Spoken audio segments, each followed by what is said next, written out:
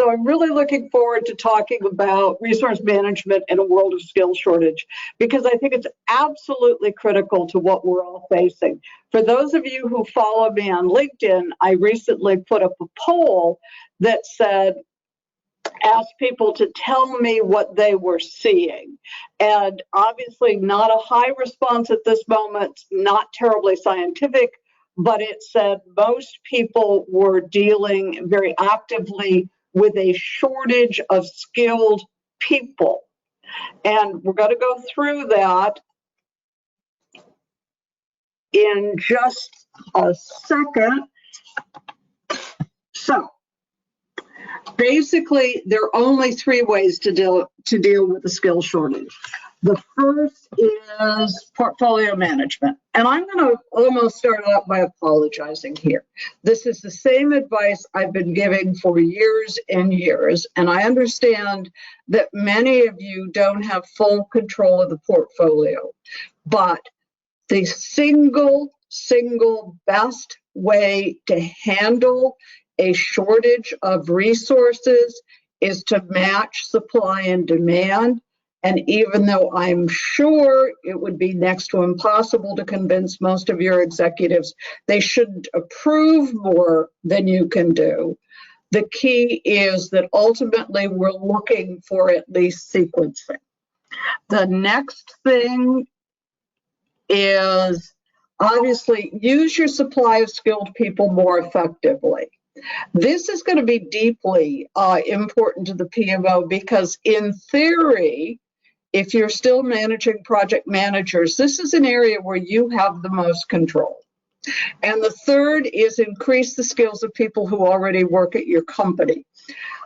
The third area we're going to cover, I'm hoping, will be the most forward-looking of where I see a trend in this whole area where it's not just us anymore. I think that as we go through this, we may be looking for support from HR, from learning and development, from talent management, a bunch of people we probably have never talked to in our day-to-day life. I know I certainly never did. So let's start with focusing on the portfolio and resource capacity. This is a diagram I did back when I was at Gartner. Essentially, from a Gartner perspective, we can take where we're spending money, or in our case, resources, and break it into 4 buckets. The first, keep the lights on. We understand that. Run the business, change the business, and transform. What I like about this model, and I've absolutely used it with executives, with boards of directors, is it very simple, saying, here's at a high level where resources are going. Normally, we see about 10% in run the business, and run the business really means the people who keep the machines up, the lights on. Historically, Gartner data showed that run the business was consuming somewhere between around 70%. So the key is with digital, that number should be going down. If that goes down to 40%, we should be seeing 40% going into change the business. Lots of words here, lots of subtleties, but this is important. Then obviously 10% into transform, but that really is transformation. And I've seen so many portfolios where transformation simply means new to us. This is probably a small area where it's dedicated funding and it's dedicated people. So where we're really looking at things is just in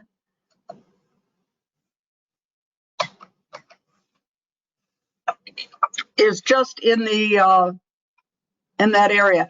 Now, from an executive perspective, I'm going to recommend that the list of projects in the portfolio is not a good way for executives to really understand what's going on. So I've tried this over the years, and this is a simple little way to say, where's the money going? So if we have 5 strategies, which according to HBR, the average organization has between 3 and 5, why don't we break out people and money? And in just this format, show this to the executives. I had one client that I was working with, and this is very similar to what their portfolio looked at. And their top strategy for the year was increased gross margin. And they came back to me and said, Donna, we've got about 40% of our project proposals in there. And I said, that's good, except they really aren't in there, because unless you can track it in the P&L, you're not doing it. You literally cannot have a project claim to do something and put it in that category unless it truly is shown. So they came back and they said, Donna, we took your advice. We're now down to 15%. That, by the way, was exactly what I told them they should be seeing, is somewhere around 10 to 15. That's something their executives understood immediately. No contest, no complaining, just no, that's a good definition, let's use it. Now, whether or not you're entering new markets or creating new products doesn't matter, but that's a simple high-level discussion, because when you're down in the details, then things get much more emotional. Another way to look at it, and there are dozens, I'm just trying to show you a high way to start getting the feel for it, is by business unit. Operations, sales, marketing, it doesn't matter. How many people are going into what efforts, so we can take a look at it. I had one client who very limited resources, and some of you are in that situation. He had 4 basic business units.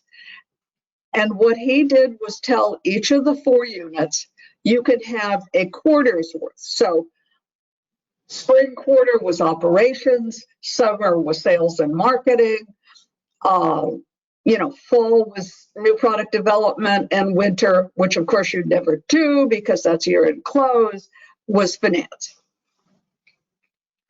This may sound simple, but it's a really easy way to start saying, this is how much we have. We have this number of people and we have this much work, so we've got to partition it. So essentially, no matter what works for you, and I'm only suggesting some things that I hope will get you thinking, finding a meaningful way to show management where the people and money are going is what's critical. The closer you can match it, the better it is. Now, another thing that I found that I just love, and I used to be a product manager in a prior life, roadmaps. Roadmaps are, in my mind, becoming the new Gantt chart. Because the truth is, when you have a really intelligent conversation with somebody and say, you know what, I really can't do project A or epic B without doing these things first. And we're not talking at the task level, we're talking at the major investment level. That starts to make more sense. Everybody used to say, if I don't get to start it in January or I don't get to start it in June, it'll never get done. Well, that's not true if we show them this. And I know everybody on this call has had timelines for projects and you've done virtual Gantt charts, but what we're looking for here is effectively the dependency linkage that says, I understand why these projects should be lined the way they are, why project C can come first, but a core operational capability needs to come before we're going to start Epic B.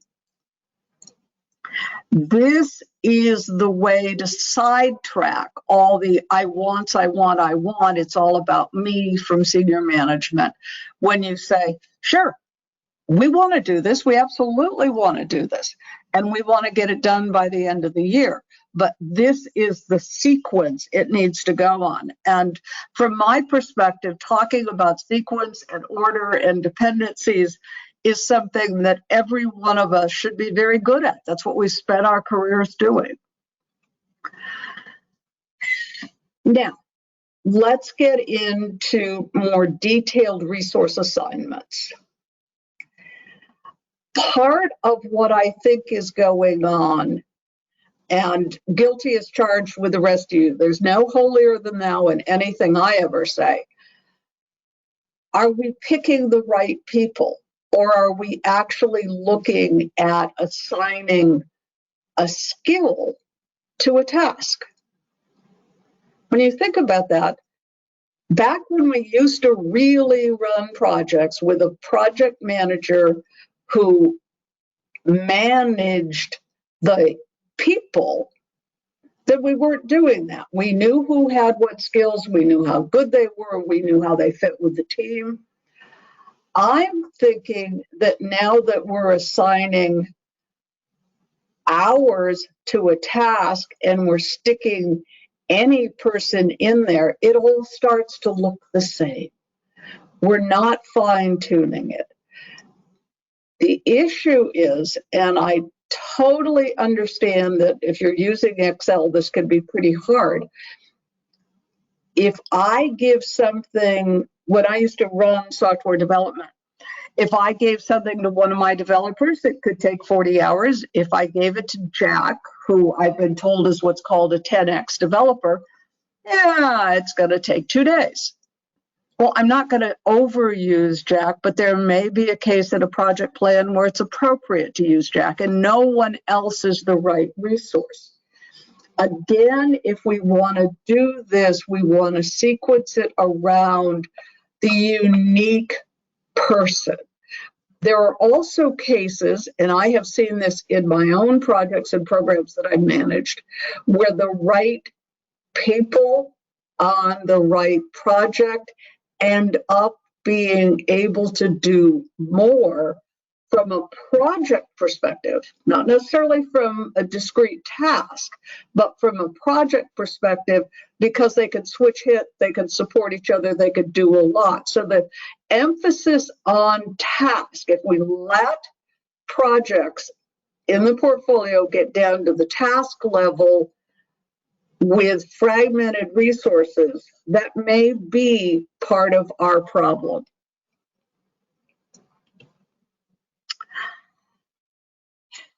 I love this. Red is bad.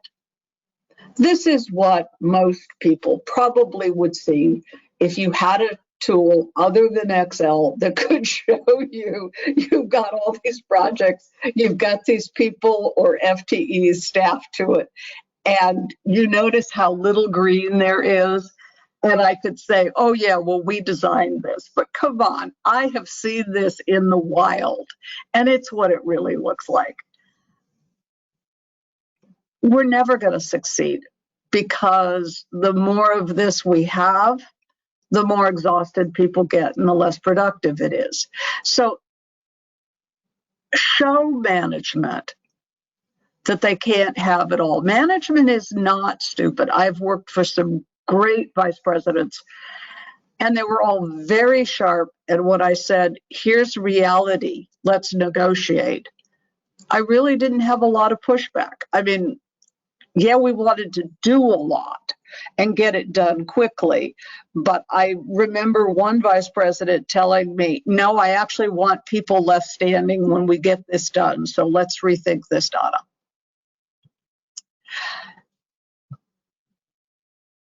If we've done everything we can with the portfolio, then I think, going back to one of my earlier points, we really need to stand back and start focusing on skilled people rather than skills.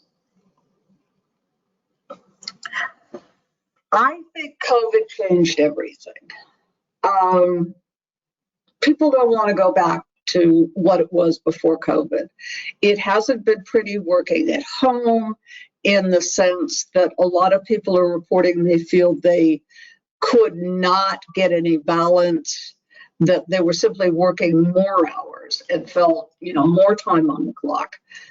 But I really think we should be modeling, how do we build healthy, productive cultures? And that's really starting to look at how we acknowledge and empower people. As I said, back when the standard was a project was put together and people were chosen to staff that project, and those people worked as a team with the project manager, we had a lot of capability for creating something that wasn't there just based on the parts. So we had essentially, I'll call it bringing the whole person to the project. And if we deal at the whole person level, then we get everything the person knows. We get all their experience, everything they do well. And it's amazing what can happen, because when you invite the whole person to participate, they start to feel better about the work that they're doing. Which brings me to personal productivity. Now, as I said, I used to manage software development in one of my many previous lifetimes. And what I noticed, now I had a great team. A lot of it comes down to the individual. What's their motivation? Extrinsically, we're all motivated by the culture we work in, the working conditions, and essentially the rewards and punishment. That's do we want to stay there? And that's very much up in the air at the moment. Then we come back to intrinsic. Do I like what I'm doing? Do I feel good about it? Do I feel that I'm being of service to others? Whatever my motivation is. And any of you who haven't read Drive, pick it up. It's great. Motivation 3.0 is very informative here. Then we have to understand what our personal capacity is. What's our rhythm? What can we work? How much can we do? And this is becoming more critical, because I'm talking to a lot of people where, and we'll talk about this in just a minute, the brain's exhausted. And also we're looking to schedule work. I used to manage a bunch of night owls. They all had young kids. They'd leave work, 5 o'clock, get home, have dinner, spend time with the kids, and they'd be, by their own choice, working later in the evening. Me, I don't do anything after 9 o'clock. I'm a morning person. My brain's gone. Those two concepts come back again to personal mastery. When we talk about skills a little later, we'll find out that that concept turns out to be critical for the quality of our workforce. We talk a lot about soft skills, but I don't think most people really understand what soft skills are and how we go about encouraging them in the workforce. And I don't know how many of you, and the book is getting quite old, so I understand, but how many of you have read The Fifth Discipline? But Peter Senge came up with what, the book is wordy, and so skip pages you get bored on. But the concepts that he put in, one of which is personal mastery, is literally one of the best frameworks I've used. When I was managing projects early on, there's 5 of them, and it would be late, and I don't think well when I'm late. So at 10 o'clock at night, I could sit there and count on my fingers and say, have I done enough for the team? You know, are we doing enough systems thinking? And it created a situation where I think under a lot of pressure, a lot of hours, we were all able to keep going in the right direction. And again, how does this relate back to a shortage of skilled resources? All of this reinforces we are not looking for a skill. We are looking for human beings who need to be supported, who need to be engaged. And then we, in our role running PMOs, are going to try to make sure that there isn't so much work on their plates that they can't get anything done. So effectively, the brain actually gets a voice in all of this. At the low end, you know, where you're not really engaged or thinking, it's complete bored out. You know, no one gets much done when they're bored. A certain amount of stress, a certain amount of intellectual intensity is where people want to play. There's a comfortable zone, and then there's a stretch zone. The stretch zone is only good for 3 hours a day, tops. Now look at that. That means that if you're trying to, you know, invent a new mathematical model or do whatever you do, your brain can't do what's been called deep work more than about 3 hours a day. And a lot of us are involved in the creation of software, and that says, yeah, you may work 8 hours, but there's only 3 hours of it where your brain's going to be highly productive. From there, we start moving into decreasing productivity. So especially in the work from home where you didn't normally get up, you know, walk to the cafeteria to have lunch, spend a little time detoxing, you start stretching into that high yellow zone probably a lot easier than you might think.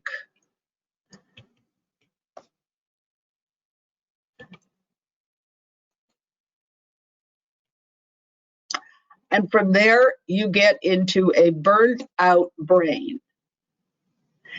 And that's really the key that I want to convey here, is that it's really possible for your brain to get tired. It really is where you could be sitting there trying to do something productive and you're wasting your time. So if we're looking, I talk to a lot of people about utilization rates and, you know, expectations. Someone called and said there was a new person who transferred into the business, into IT, and wanted to know why people were spending too much time in meetings and, you know, weren't heads down coding. And I just laughed because we all know meetings can be boring, but some of that boringness actually may be a break. We want to make sure that we don't push people beyond where they're supposed to go. And for those of you who haven't read my One Matchstick at a Time series, one of the things we found in COVID was that if you spend too much time in the yellow-red, people get so burnt out, and this is incredibly important, they can't come back to the same job.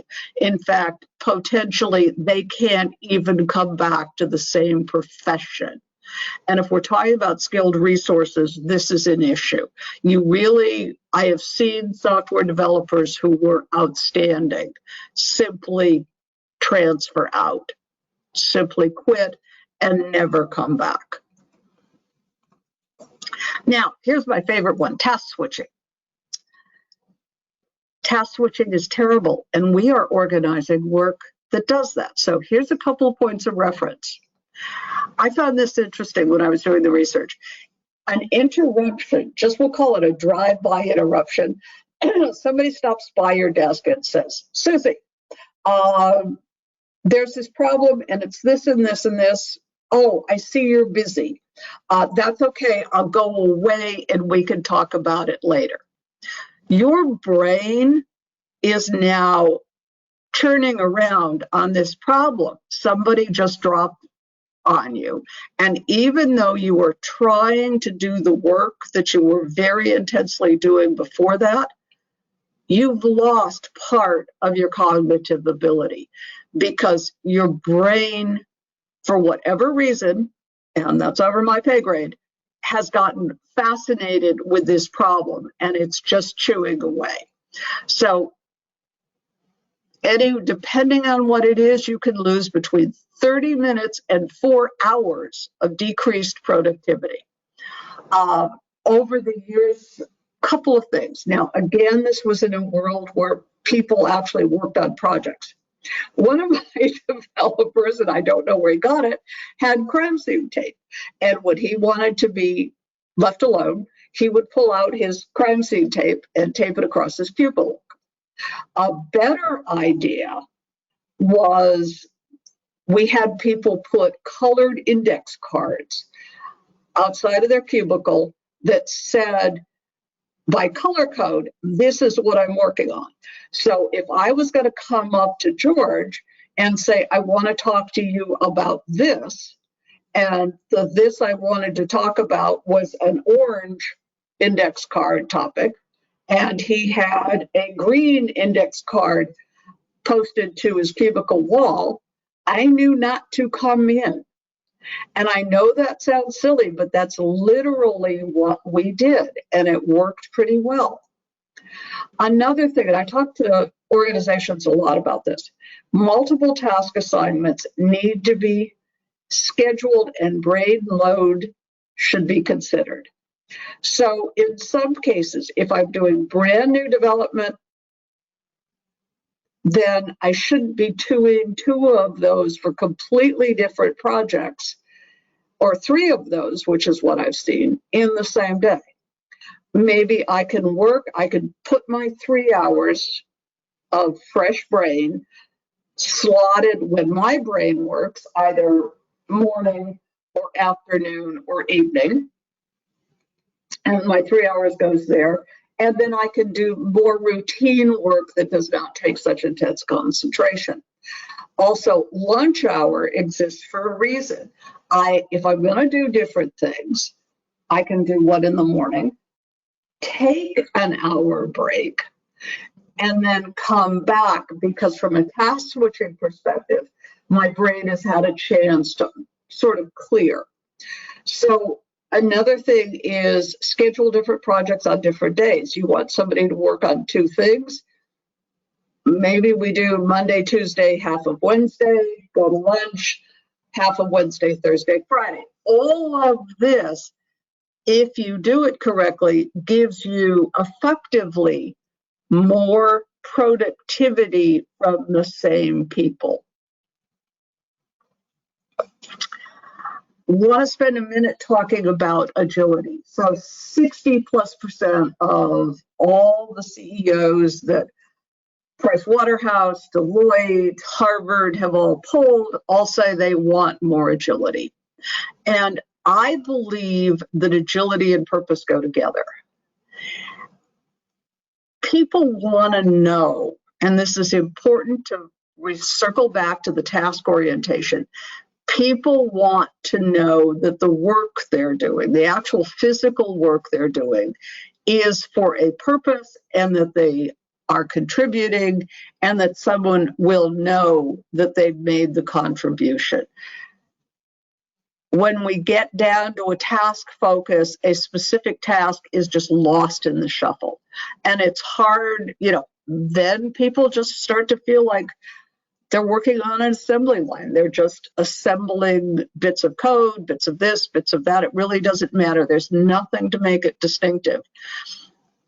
Also, a purposeful organization values co-creation and innovation. The more we let people work as teams, the higher productivity goes to. And then a purposeful organization is also agile in the sense that it's continuously reorienting itself to meet its goals. That means things change a lot. So we want people who, and I know all of us have been there, when we go to our staff, hi, yeah, I know we were marching left yesterday while management came down and we're marching right. That's like a whipsaw. And I used to work in an environment where that kind of happened a lot. But if you're not exhausted, you just go, okay, all right, well, we'll give us a little while, we'll figure it out, and fine. If that's the right thing for us, if that is part of what our purpose is, we can do that. Again, what we're looking to do is get human creativity, human sense of intuition, of connections, all of those things that make human beings just the incredible powerhouses that I think all of us can be. We've got to build that into the culture. So now that we've talked about what can we do to limit demand, what can we do to better manage what's going on, let's talk about how we can increase our supply of skilled people. And by that, I'm not going to be talking pretty much about recruiting. I'm going to be talking about what we do with the people we have. So we all know employees need to know what skills are needed. And I've read some horrible things in the trade press. One particularly upset me that said, don't even bother about reskilling or upskilling your staff. Right now, you have them working so hard. They have no time to train. They're exhausted. So just plan on laying them off by the time you need the new skills and just, recruit externally. Now, none of us want to work in that company. None of us want to manage the business that way. That's not what's important. It turns out that if you give employees a choice and give even a modicum of support, they're willing to put 3 hours a week to retraining. And that does not all have to be company time. And I hope we've talked enough about how the brain works to know that, you know what? There could be a break in the day to learn something. So part of the brain that was doing something else is now focused on learning. And depending on the dynamics, and this is highly individual, it can all get done. That actually can be creative time because the subconscious can be problem solving. I will freely admit that I used to go around the office and some of my development staff were playing World of Warcraft. And my response was, oh, good, are you winning? Why? Because I absolutely knew that they weren't lazy. If they needed a brain break, that was fine with me because that's what I paid them to do. I paid them to be productive over the long haul, not every minute. Now, another thing, there's a huge amount of discussion on soft skills, or a lot of people just refer to them as skills needed for the next century, but they're all soft skills. This is a list of 10 of them. And they're not all the same. It's really important that we get a deeper understanding of what these discussions are. So I took the 10 and I basically broke them up so we can have an idea, how do we accomplish this? Now, this is a Donna opinion. I think adaptability and resilience is a result of upbringing, personality, life experience. I've had employees who had literally, totally no adaptability. They just weren't wired for it. I've had people due to life experience who were incredibly resilient and ones that weren't. Now, back when I was at Intel, we used to talk about the fact that that's what we hired, is adaptable, resilient people. They actually came from dysfunctional backgrounds, and they had become adaptable and resilient because their early childhood had not been pleasant. I'm not advocating we hire people just on that, but I certainly saw an environment where that had been what the company was hiring. We can help people become more adaptable, more resilient, but basically we get them where they are. So it is what it is. Self-awareness, empathy, collaboration. Most people make a personal decision on those. You can help with collaboration, but it's really personally oriented.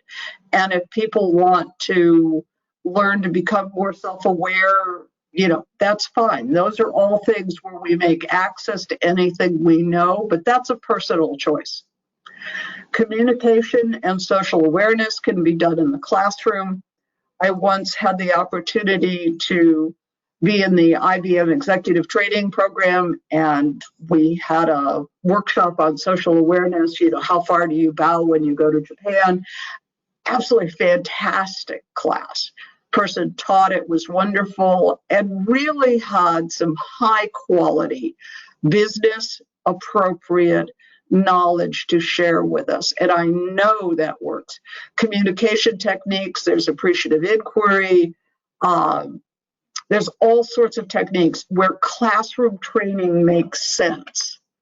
And then on the job, digital fluency, analysis, solution mindsets. Anyone who started their career in finance will tell you, you can learn that on the job.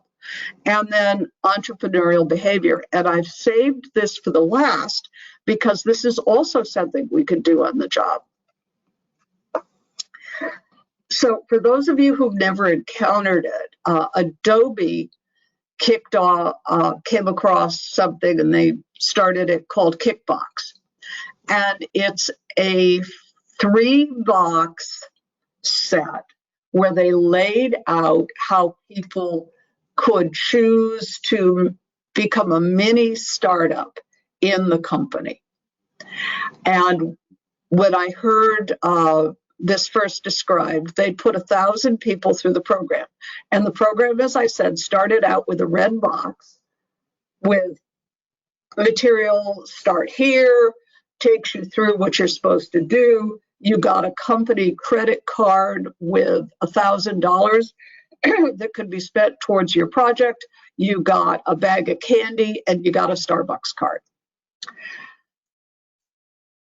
At the end of the batch of people who went through that, out of the 1,000 people, 3 ideas were ones the company did ultimately bring to market.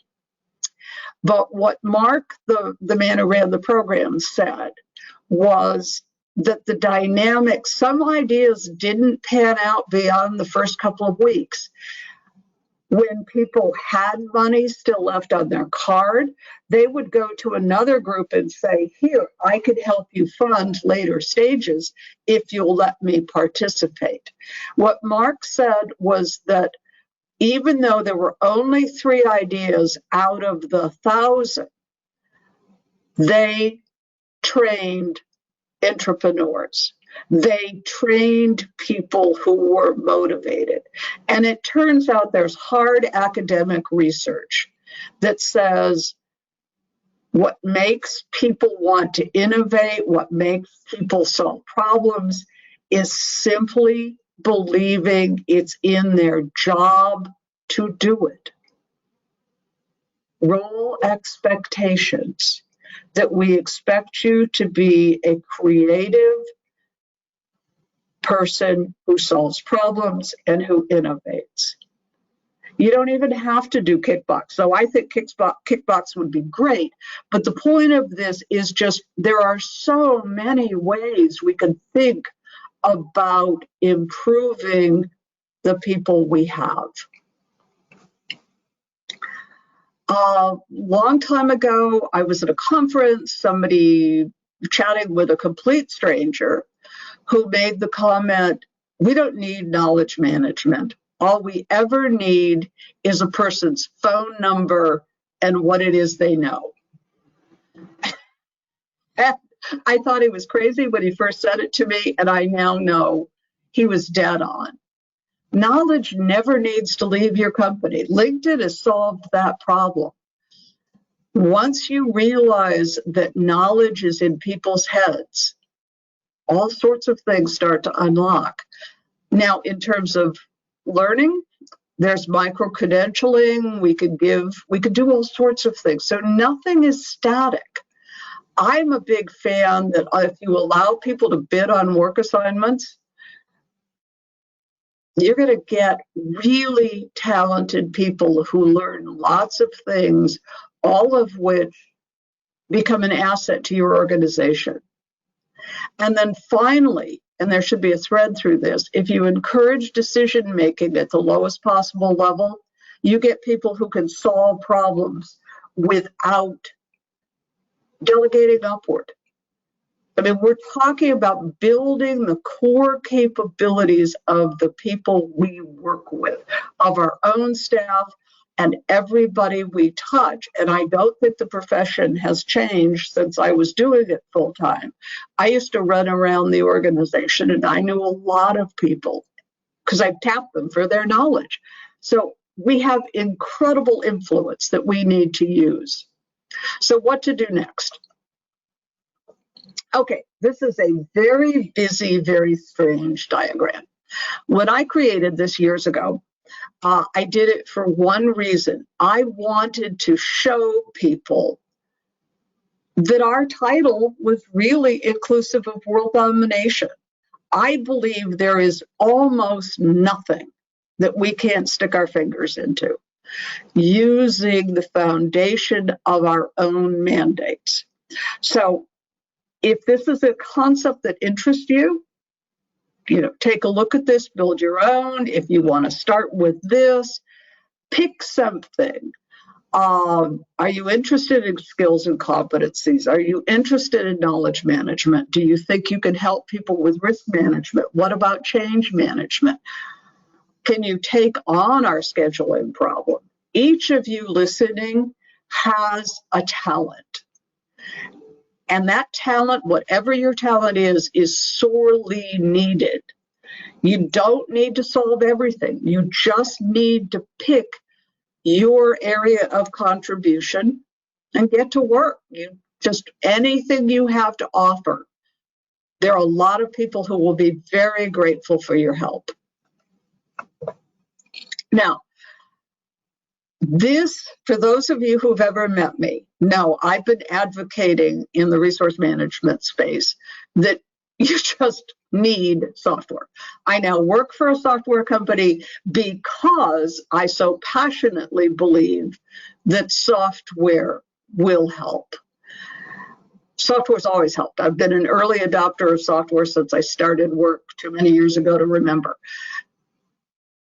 Get the right tool and specifically get a tool that you can use to help solve the problems. Now, one of the things that's really important to know is there are software products that are integrated, that have portfolio management, project management. They do skills and capabilities. They do resource management. You can build an environment with one tool that is easy to use so that all of this extended stuff we've been talking about, it can track courses, it can track certifications, can all be there. We don't have to go to LinkedIn to see that information. We can actually get it in our own company if we get the right software and either buy a package, can look at ours, or somebody else's, or cobble stuff together. But Excel just isn't going to get us to the future. Now, finally, as my final note, I'm not sure that we can do everything I talked about ourselves. In fact, I'm 99% sure we can. I don't think we've ever been able to. I think we need to find lots of other people to work with who share our view that we can make work a better place. We can get more new things done. We can become agile. We can become adaptive. Our companies can be successful, but we're not going to do it except as part of a team. So now I think we need to meet people in HR, specifically learning and development, specifically strategic workforce planning. We always need people from finance, and we always need people who work on our projects, who develop software, our engineers, people in marketing. The more people we know, the easier transformation is. So with that, thank you very much, and I apologize that we started late and I've left so little time for questions. I want to thank you very much for attending today's session. Again, feel free to reach out to me, or again, here's Donna. You didn't know she was standing at the podium presenting this session to you, and we really look forward to working with you in the future and just having a great afternoon. Thank you so much, everybody.